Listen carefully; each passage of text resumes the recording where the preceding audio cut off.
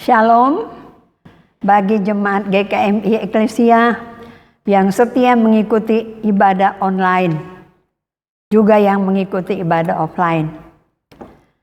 Terima kasih, walaupun kita sudah hampir setahun tidak bertemu, bukan hampir setahun ya, tapi sudah lebih dari setahun. Jarang bertemu dan hampir tidak pernah bertemu dengan beberapa orang. Tapi Tuhan senantiasa mempertemukan kita di dalam doa. Puji Tuhan, kalau minggu ini tanggal 21 Maret kita memasuki minggu sengsara yang ke-6.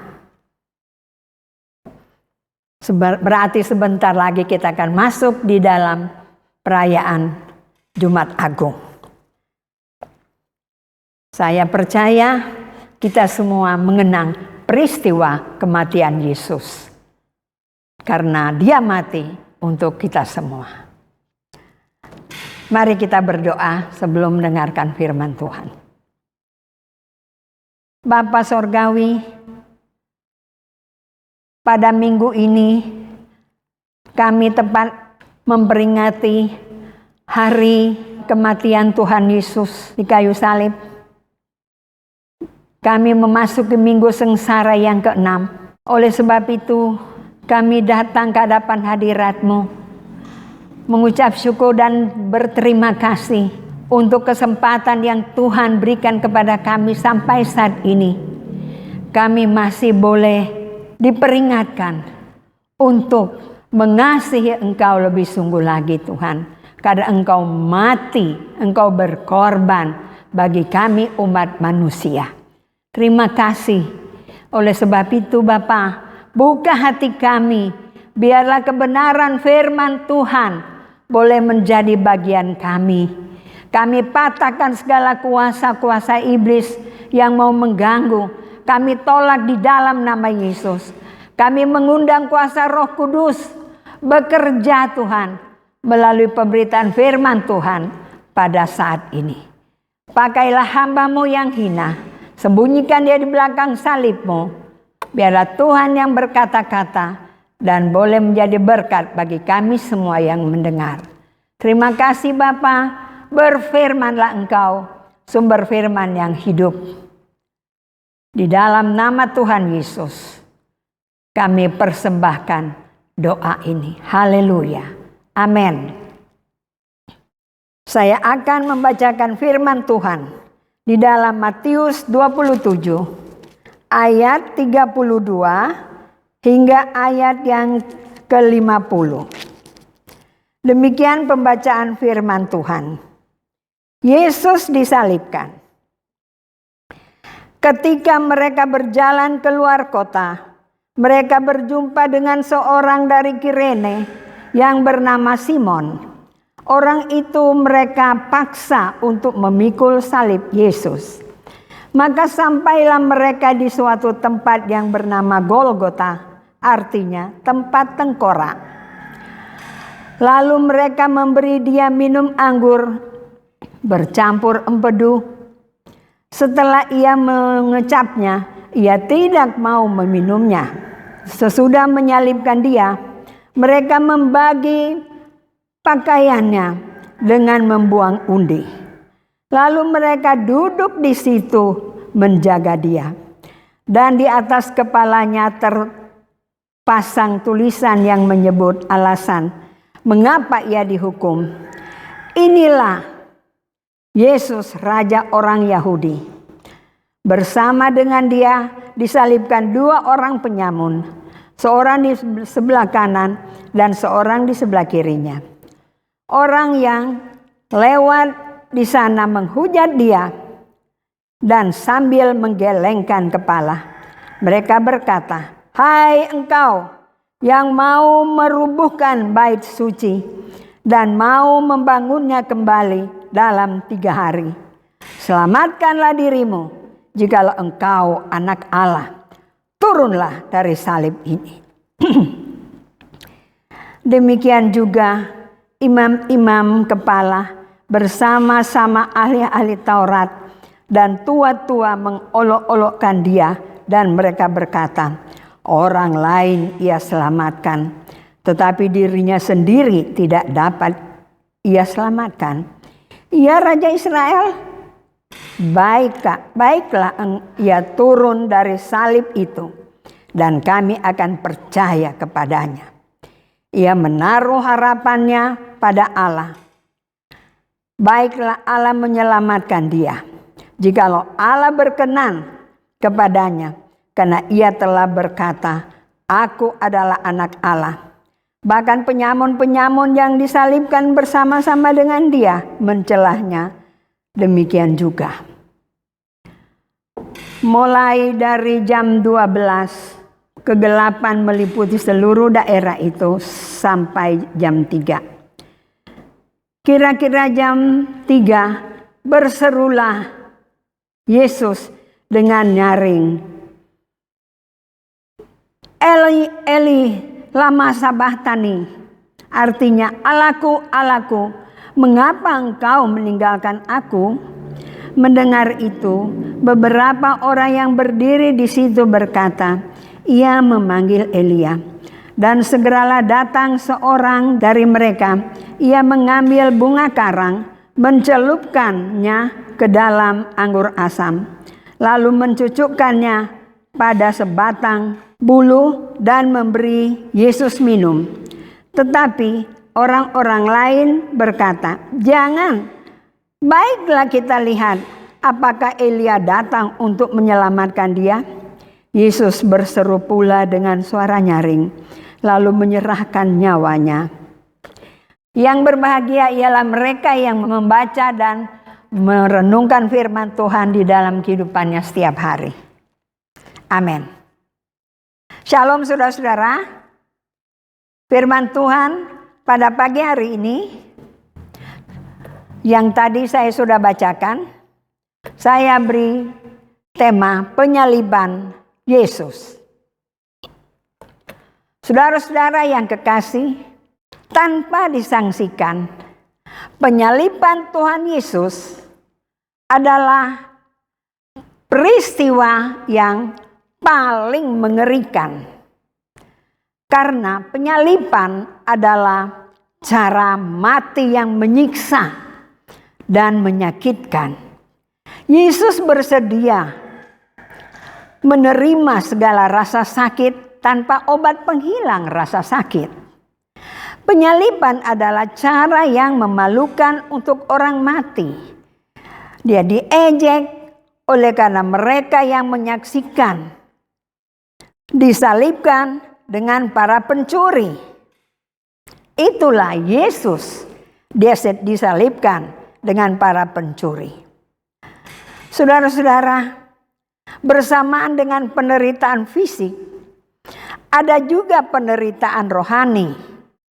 Meskipun mungkin ada tempatnya secara tersendiri untuk merenungkan penderitaan fisik yang Yesus tanggung.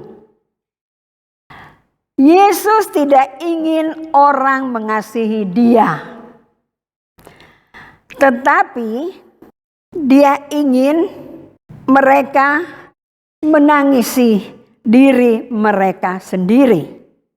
Bahkan di kayu salib, kepedulian Yesus terhadap orang lain sangat terbukti. Yesus berkata, "Iya Bapa, ampunilah mereka, sebab mereka tidak tahu apa yang mereka perbuat." Dan mereka membuang undi untuk membagi pakaian Tuhan Yesus. Jadi, tujuan penyaliban bukan hanya untuk menimbulkan rasa iba atau belas kasihan kita untuk Tuhan Yesus. Saudara, pelajaran yang bisa kita pelajari dari penyaliban Yesus sangat jauh lebih penting dari sekedar menyesali penderitaan Yesus. Saya ulangi. Pelajaran yang bisa kita pelajari dari penyaliban Yesus ini sangat jauh lebih penting dari sekedar menyesali penderitaan Yesus. Misalnya, kita jangan pernah lupa bahwa penyaliban Yesus adalah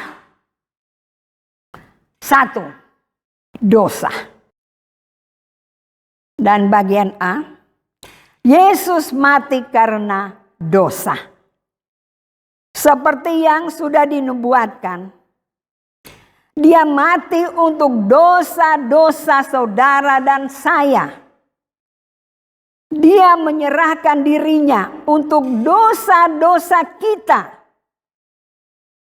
Dia menanggung dosa kita di kayu salib. Semoga pikiran kita tentang penyaliban mengingatkan kita pada pikiran kita sendiri tentang keberdosaan dan kebutuhan akan penebusan. Bagian B, Yesus mematahkan belenggu dosa. Dia mengutuk dosa dalam daging melalui kematiannya. Orang berdosa dimungkinkan untuk menghancurkan tubuh dosa mereka sendiri ketika dipersatukan dengan Dia melalui baptisan ke dalam kematiannya. Semoga pikiran tentang penyaliban mengingatkan kita akan kewajiban kita, yaitu menyalibkan keinginan daging. Menyalibkan keinginan kita, daging kita yang berdosa, untuk memotivasi kita dalam upaya kita membiarkan kematian Yesus membantu kita menghadapi masalah dosa.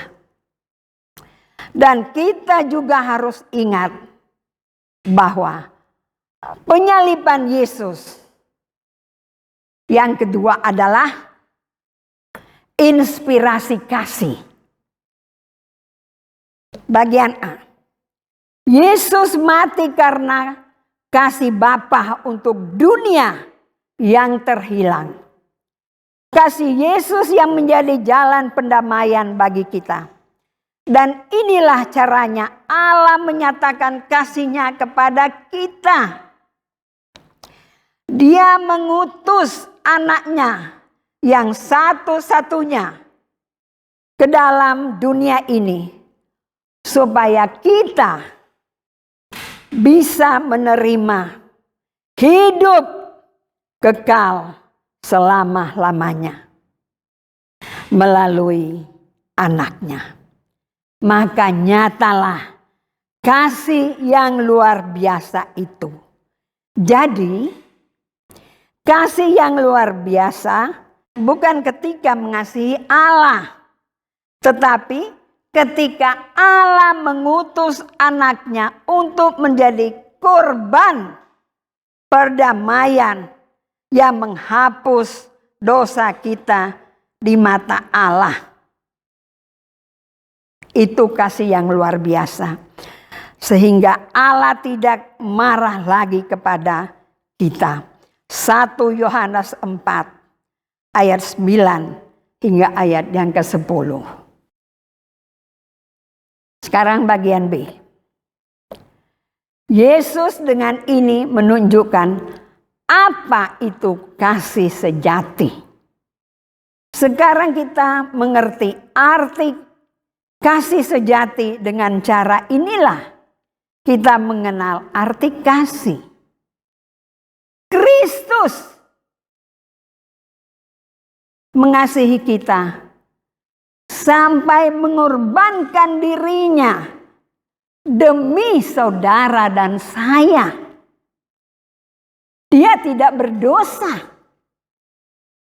tapi karena kasihnya, ia rela mengorbankan dirinya. Jadi kita pun hendaklah rela berkorban demi saudara dan saudari kita. 1 Yohanes 3 ayat 16. Bukti seseorang mempunyai kasih yang paling luar biasa adalah ketika dia rela mengorbankan dirinya sendiri demi menyelamatkan sahabat-sahabatnya. Yohanes 15 ayat 13. Kasihnya menjadi pola kasih kita. Mari kita membaca Yohanes 15 ayat yang ke-13. Tidak ada kasih yang lebih besar daripada kasih seorang yang memberikan nyawanya untuk sahabat-sahabatnya. Oleh sebab itu saudara-saudara, kasihnya menjadi pola kasih kita. Allah memberikan perintah baru kepada kita, yaitu Yohanes 13 ayat 34 hingga ayat yang ke-35. Inilah perintahku, yaitu supaya kamu saling mengasihi seperti aku telah mengasihi kamu. Yohanes 15 ayat 12. Kiranya inspirasi kasih ini mengingatkan kita pada kasih standar tinggi yang dengan dirinya kita dipanggil untuk menunjukkan kasih satu sama lain. 1 Yohanes 4 ayat 11. Saudara, sewaktu kita berusaha untuk mengatasi dosa dan saling mengasihi, dibantu dan dimotivasi oleh kematian Yesus di kayu salib, kita juga harus waspada bahwa penyaliban Yesus adalah penebusan dunia. Itu poin yang ketiga. Bagian A, Yesus mati untuk semua orang. Jadi bukan hanya untuk saudara dan saya, tapi Yesus mati untuk semua orang. Yesus menginginkan supaya semua orang diselamatkan. Yesus tidak ingin ada orang yang binasa. Saudara bisa membaca itu di dalam 1 Timotius 2 ayat 3 hingga ayat yang ke-6. Dan 2 Petrus 3 ayat yang ke-9. Oleh karena itu, dia mempersembahkan Yesus sebagai pendamaian semua. 1 Yohanes 2 ayat 1 dan 2. Semoga meditasi kita penyaliban termasuk berpikir tentang kebutuhan orang lain.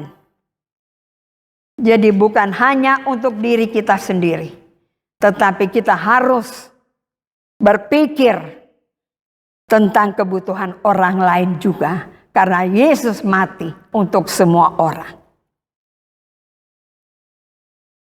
Bagian B, Yesus adalah harapan. Harapan satu-satunya di dunia. Dia adalah satu-satunya jalan menuju kepada Bapa. Hanya di dalam namanya keselamatan ditemukan. Saya kembali ingatkan ya.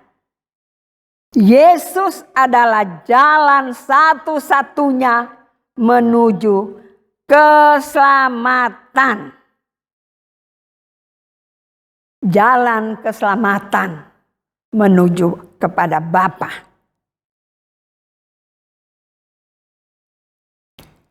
Hanya dalam namanya keselamatan ditemukan, bukan dalam nama siapa-siapa. Hanya nama Yesus. Menyangkal Yesus, seseorang tidak memiliki Bapa. Menyangkal anak, seseorang tidak memiliki Bapa. Tinggal di dalam ajarannya. Dan seseorang memiliki Bapa dan anaknya. Jadi, kalau kita mau memiliki anak dan memiliki Bapa, kita harus tinggal di dalam ajarannya. Oleh sebab itu, semoga perenungan kita tentang penyaliban menggerakkan kita untuk melihat ke dalam lingkungan kita dan keluar dari lingkungan untuk memenuhi kebutuhan rohani kita maupun kebutuhan rohani orang lain.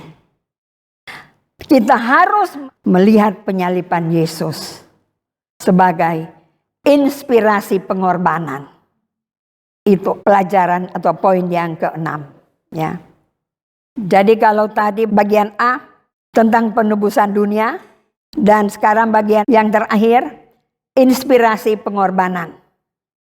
Bagian A, Yesus menyediakan teladan kematiannya, menunjukkan ide kerendahan hati, ya.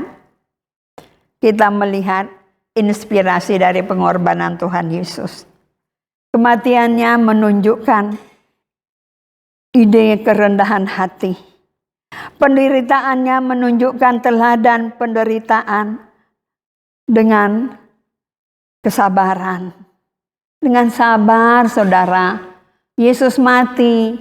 Kita melihat minggu yang lalu bagaimana Pak Yahya pada waktu berkhotbah diputarkan slide tentang pergumulan Yesus di Taman Getsemani. Di situ dia berdoa dan berdoa dan berdoa. Walaupun dia secara manusia, walaupun dia secara Allah, dia adalah Allah, tapi dia juga 100% manusia. Dan di situ dia bergumul. Tetapi di sini kita melihat, bukankah penderitaannya ini menunjukkan teladan yang penuh kesabaran? Dia mengajak murid-muridnya untuk ikut mendoakan dia, menemani dia. Tapi apa yang kita saksikan? Apakah murid-muridnya mereka ikut menggumulkan Yesus yang sebentar lagi akan ditangkap? Tidak, saudara. Murid-muridnya mereka tidur. Luar biasa teladan yang diberikan kepada kita. Kita juga harus sabar. Semoga refleksi kita atas penyaliban Yesus menggerakkan kita untuk berpikir tentang pengorbanannya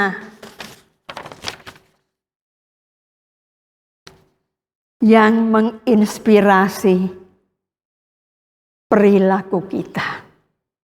Kita sebagai pengikut-pengikutnya harus mengikuti teladannya. Bagian B, pengorbanan Yesus dirancang untuk menginspirasi kita. Menginspirasi kita untuk berjalan dalam kasih. Karena Dia adalah kasih. Sumber kasih adalah Yesus. Jadi kita harus berjalan dalam kasih. Berjalan dalam kerendahan hati. Yesus adalah orang yang rendah hati.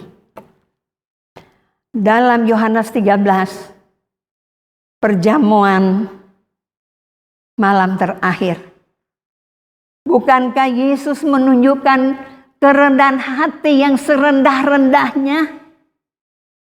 Dia adalah Tuhan dan Dia adalah guru.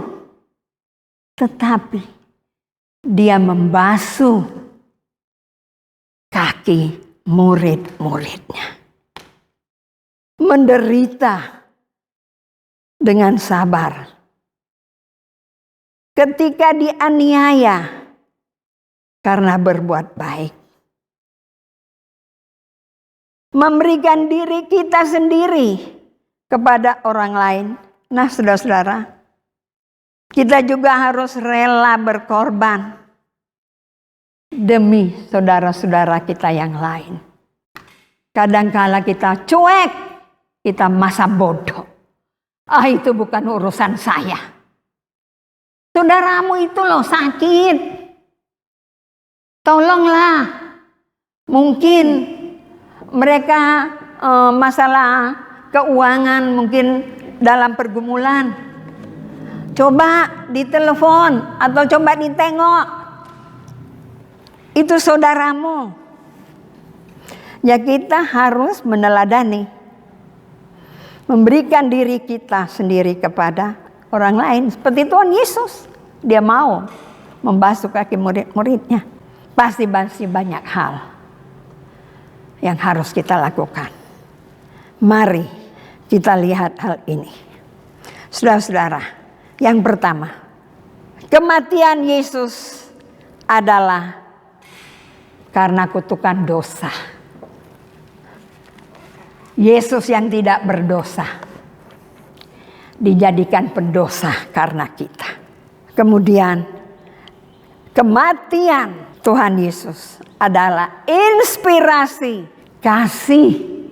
Yang ketiga, kematian Kristus adalah inspirasi pengorbanan. Sudahkah kita manfaatkan apa yang dimaksud dengan penyaliban Yesus untukmu dan untukku? Sudahkah kita disalibkan dengan Kristus? Sudahkah kita disalibkan dengan Kristus, saudara-saudara? Apakah kita telah mematikan perbuatan daging kita? Apakah kita bertumbuh dalam kasih?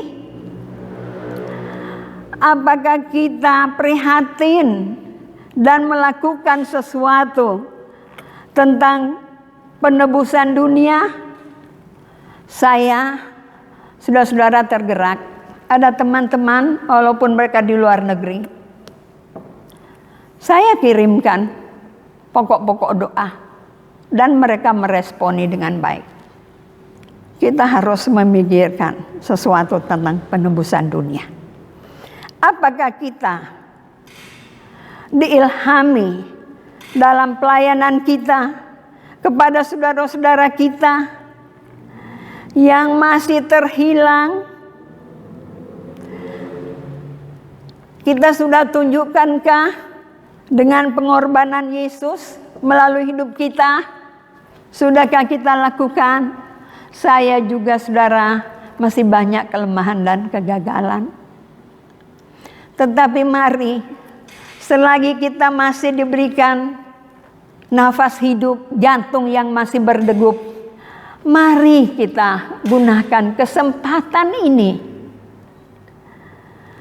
Karena kita tidak tahu apa yang akan terjadi 10 menit kemudian. Kita tidak tahu apa yang terjadi, bukan? Kita pikir saya masih muda, masih banyak waktu saya bersenang-senang. Nanti kalau saya umur sudah mungkin sudah menjadi bapak-bapak, baru saya mau bergiat. Jangan saudara, esok kan terlambat. Mumpung masih ada waktu, gunakanlah kesempatan ini. Jangan sia-siakan waktu yang Tuhan beri. Hidup ini harus menjadi berkat. Mari kita hayati kata-kata Rasul Paulus. Kita hayati dan renungkan dalam-dalam di dalam lubuk hati kita. Rasul Paulus berkata, sebagai teman-teman sekerja, kami menasihatkan kamu supaya jangan membuat menjadi sia-sia kasih karunia Allah yang sudah kamu terima. 2 Korintus 6 ayat 1. Maukah saudara, kalau saudara sadar pada waktu mendengar firman Tuhan ini, buka hati saudara dan katakan, iya, Kristus mati untuk saya. Saya juga mau meneladani apa yang Tuhan Yesus sudah lakukan. Amin. Mari kita berdoa. Tuhan, Bapa kami yang ada di dalam sorga, firman Tuhan sudah disampaikan. Engkau disalib karena kami, Tuhan. Engkau tidak berdosa dijadikan pendosa, Tuhan. Engkau mati karena dosa-dosa kami, Tuhan. Engkau mematahkan belenggu dosa melalui kematian-Mu di kayu salib. Oleh sebab itu tolong supaya kedagingan kami juga kami mau salibkan bersama-sama dengan Kristus. Terima kasih Tuhan. Melalui Engkau disalibkan, inspirasi kasih yang besar yang boleh dinyatakan bagi kami, Tuhan. Engkau rela mati di kayu salib untuk menebus dosa kami. Mati secara terhina, Tuhan. Sebenarnya kami yang harus menerima itu, tapi Engkau yang menggantikan, Tuhan. Terima kasih Tuhan. Tolonglah kami, Tuhan, supaya kami boleh menjadi anak-anak-Mu. Terima kasih banyak Bapa. Engkau juga bukan hanya mati untuk kami, tapi Engkau mati untuk seisi dunia, Tuhan. Terima kasih Tuhan Yesus. Tolong kami supaya inspirasi pengorbanan boleh memotivasi kami. Engkau menjadi teladan bagi kami, Tuhan Yesus. Engkau rela menanggung semua penderitaan dengan penuh kerendahan hati, dengan penuh kesabaran. Terima kasih Tuhan Yesus. Tolonglah kami Tuhan. Ampuni semua dosa dan kegagalan kami. Pakailah kami. Inilah kami Tuhan. Kami kembalikan hidup kami ke dalam tangan-Mu. Pakailah kami. Terima kasih Tuhan. Terpuji-pujilah nama-Mu. Dalam nama Yesus kami berdoa. Amin.